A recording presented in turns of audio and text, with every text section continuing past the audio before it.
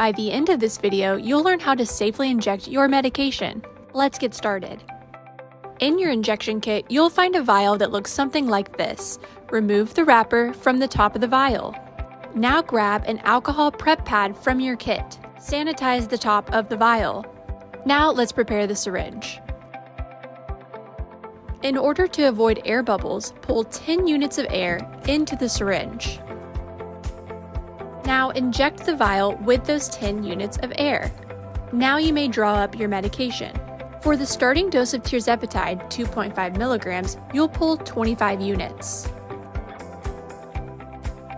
If your dose is 5 milligrams of Tirzepatide, you'll pull 50 units. If your dose is 7.5 milligrams of Tirzepatide, you'll pull 75 units. If you take the highest dose of Tirzepatide, you'll receive a vial in higher concentration.